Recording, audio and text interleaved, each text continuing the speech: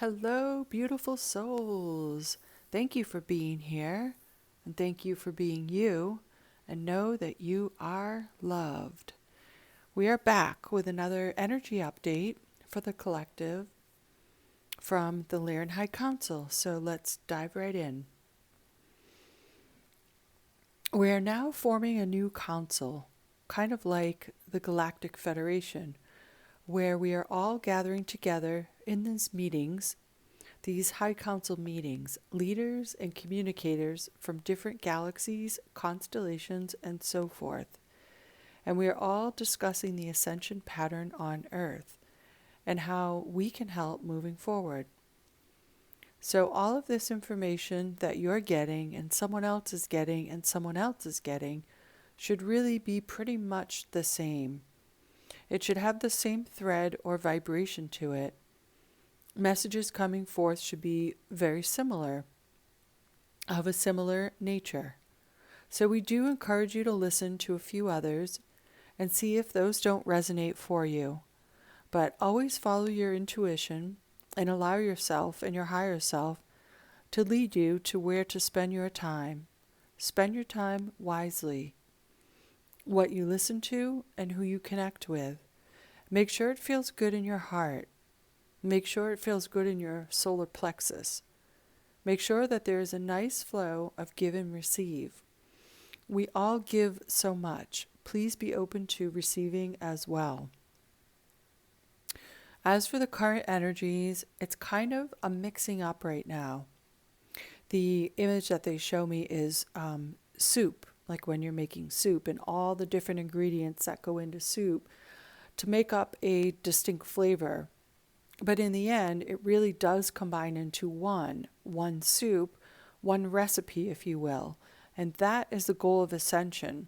We're all discussing right now is how to bring us into unity and into oneness.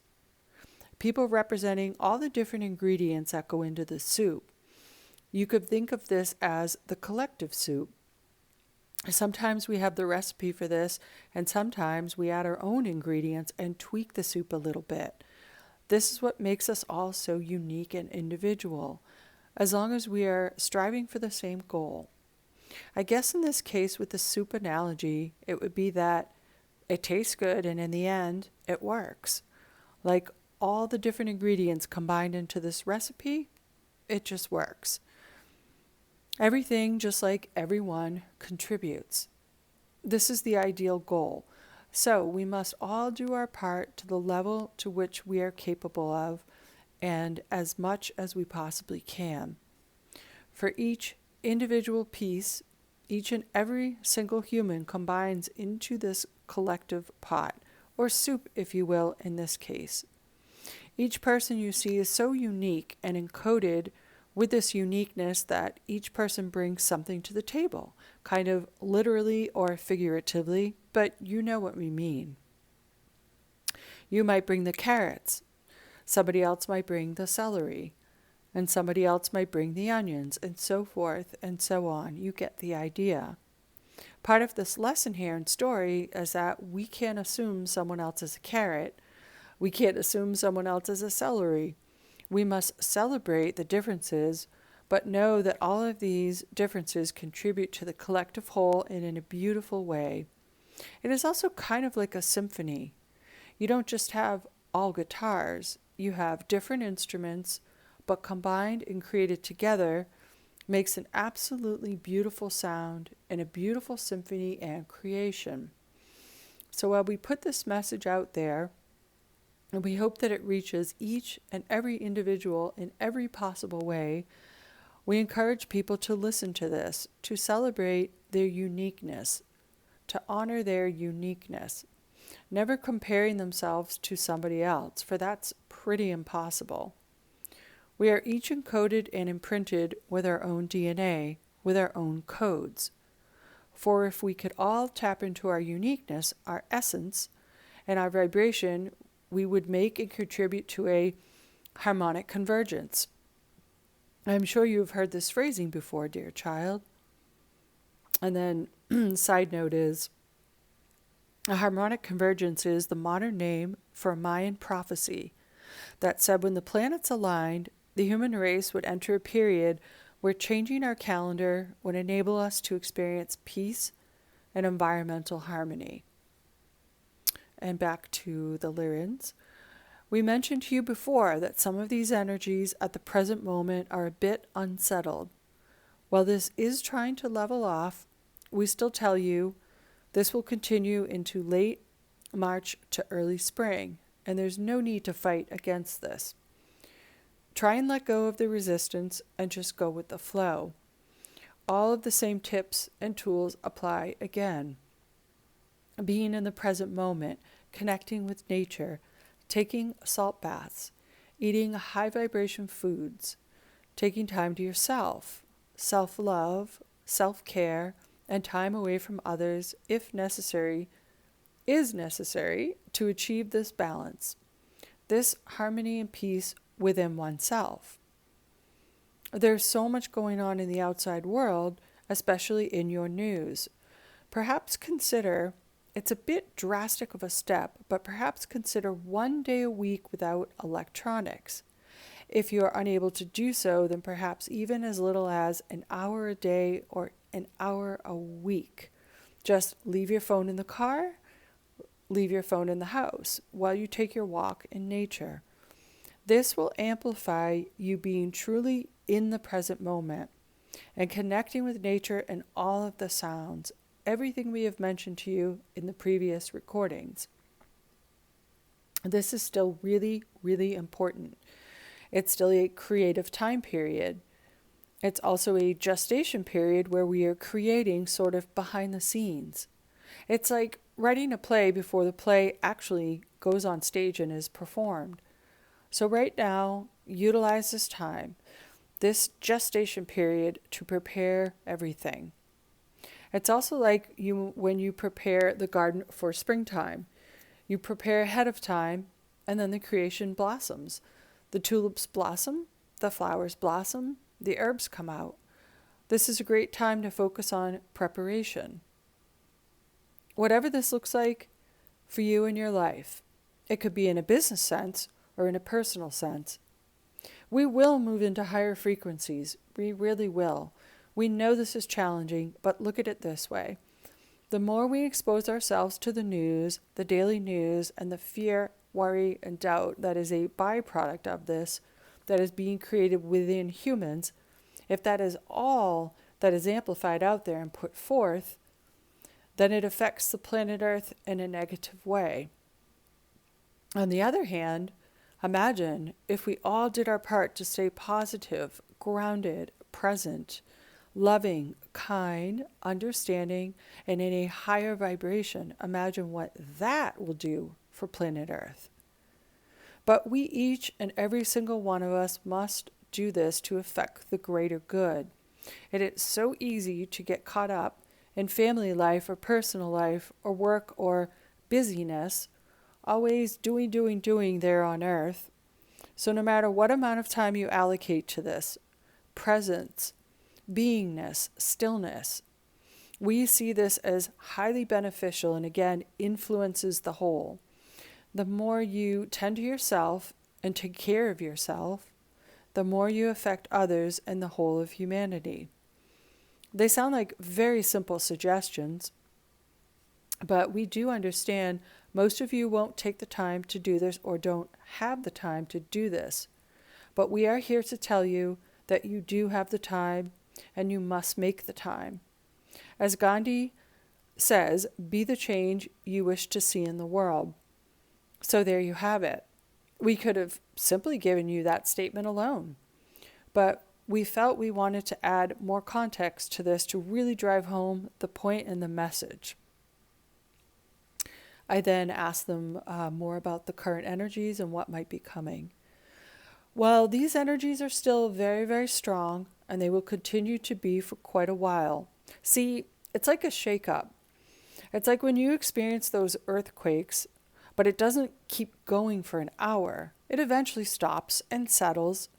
So the earth right now is sort of going through growing pains or this mini quake, and it will get to its settling in due time. As far as upgrades go, This is part of what this new group is doing up here. We are discussing what upgrades we're able to and allowed to send to you. Do we send them to everyone? Or do we send them to selected individuals who can handle these upgrades in high vibrations and frequencies? This is what is discussed in the High Council. It is very important work, and these are very important tasks. We are trying to minimize the fallout from this on the side effects that you all receive there as much as we possibly can. Everything has to be passed through a sort of ethics committee to make sure we are not violating free will. So that's why we don't send upgrades every single day. These things take time, and they are carefully orchestrated not just by us, not just by one constellation, but as we mentioned, before a whole grouping such as the Galactic Federation and so on. We are not just sitting up here eating crumpets and having tea, and they laugh about that. We actually work on very important missions and tasks and how we can best serve humanity there on Earth by supporting everyone, by having meetings and discussions about Earth's energies and the upgrades. We all have one common purpose: Earth's ascension and ascension process. As you know, Earth is one of the most challenging planets to incarnate on. But again, we have said this to you before. We thank you. We thank all of you, everyone listening to this recording that you put out, dear child. We thank you for your service, for your strength, for honoring your mission, no matter how challenging and difficult it may be at times. You are doing all the heavy lifting. We know, so much heavy lifting. But just think about how this will affect the future of Earth, the children of Earth, those that haven't even incarnated yet on Earth. The magnitude of this, the work that you are doing, is just beyond measurable. So sit tight and try as hard as you can to enjoy the ride. We know it's often been like a roller coaster ride. Now, some may love this, it's thrilling to them, but for others, it's exhausting and frightening. For those who love it, it's like a feeling of accomplishment when you get off the ride. But for others who did not enjoy the ride when they got off, they may feel dizzy and nauseous, ungrounded, and sort of out of body. So for that group, when you get off the ride, one of the best ways you can recalibrate oneself is to get grounded. And some of the best ways to do this, as you may already know, would be to walk barefoot on the earth, on the ground, at the beach, near the ocean, in the water. Yes, we totally do realize that some parts of the world this is impossible to do so due to your weather.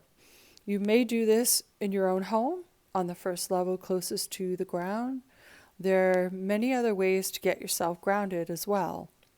Harmonizing the lower chakras is another way you can get grounded, especially the root chakra and the earth star chakra.